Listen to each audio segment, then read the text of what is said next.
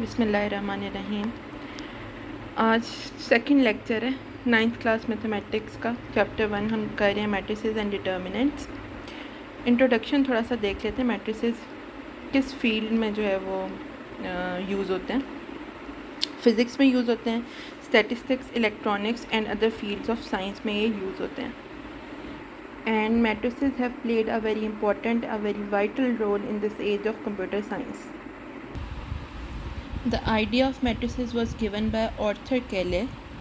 Arthur Cayley एक scientist था, mathematician था, English mathematician of 19th century, 19वीं सदी का था ये इंग्लिश मैथमेटिशियन आर्थर कैले, जिसने डेवलप की थी थ्योरी ऑफ मैट्रिसेस इन 1858। ये आपने बहुत अच्छे तरीके से याद रखना, 1858 इसका सन, और ये थ्योरी का नाम थ्योरी ऑफ मैट्रिसेस, और आर्थर कैले का भी आपने बहुत अच्छे तरीके से याद रखना। ये MCQs में आ सकता है। और मैट्रिसेस, जब आप मैट्रिक्स की डेफिनेशन दें या मैट्रिसेस के बारे में जनरली बताएं, वो जो 2 नंबर का क्वेश्चन होता है, तो ये ज़रूर लिखें। अब मैट्रिक्स क्या होता है? A rectangular array of a formation of a collection of real numbers, say 1 0 1 2 3 4 and 7, such as 1 7 3 2 4 0, and then enclosed by brackets, is said to form a matrix. This similarly 0 3 1 4 is another matrix. A rectangular array or formation of a collection of real numbers.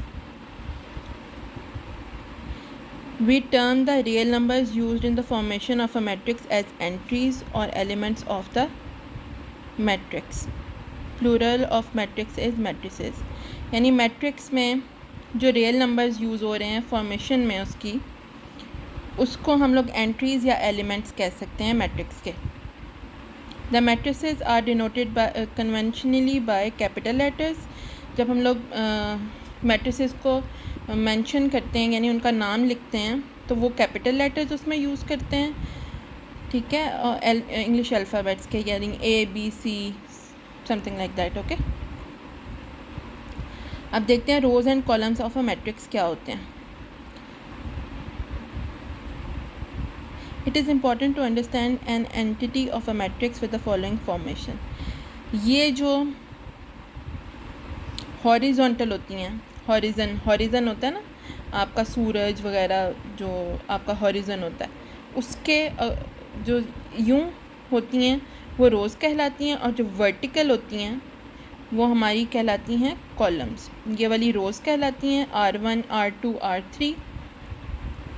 Matrix A, the entries presented in the horizontal way are called rows.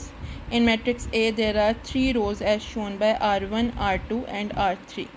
ये matrix A है हमारे पास। ये देख लेते हैं हम लोग columns का। In matrix B हमारे पास 1 2 और 3, C1 C2 C3 हमारे पास कॉलम्स हैं। In matrix B, all the entries presented in the vertical way are called columns of a matrix.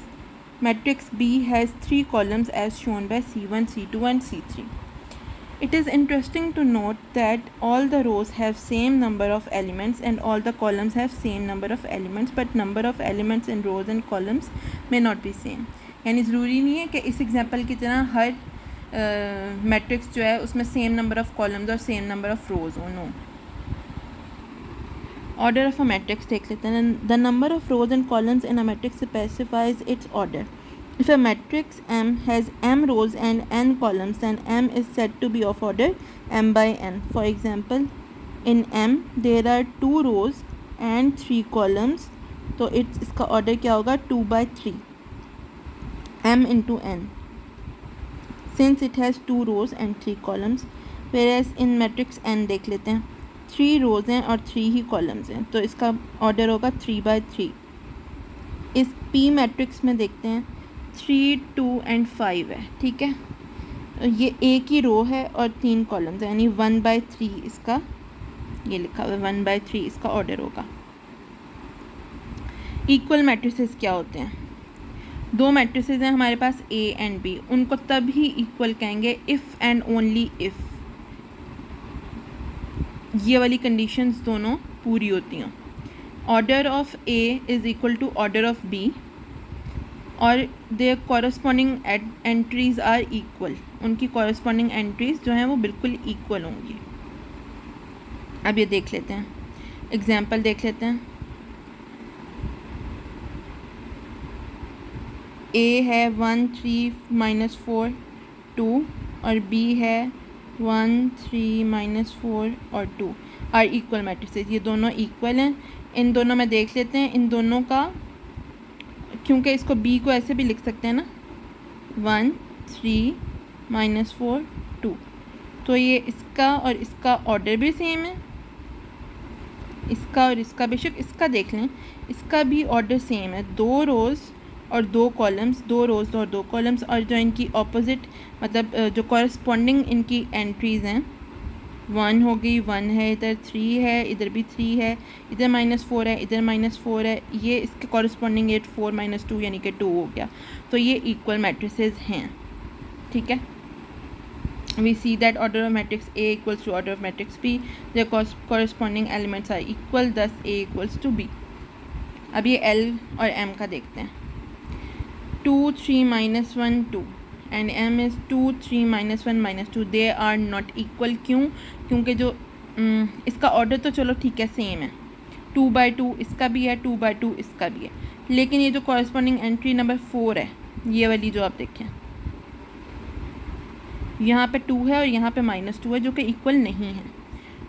तो we see that order of L is equal to order of M, but entries in the second row and second column are not same, so L is not equal to M। ये भी देख लेते हैं third example इनकी। P है और Q है हमारे पास, इसमें तो साफ ही नज़र आ रहा है कि order of matrix he equal नहीं है, तो आगे क्या चलना। ऑर्डर ऑफ मैट्रिक्स इसका 2/2 है, इसका 2/3 है, they are not equal matrices। We see that the order of P is not equal to order of Q, so P equals to it is not equal to Q। Okay, ये exercise 1.1 मैंने solve करती है मेरे YouTube channel पे, आप देख सकते हैं। नेक्स्ट हम लोग पढ़ेंगे टाइप्स ऑफ मैट्रिसेस। ये देखें types of matrices, it is page number 4। ठीक है, सी यू।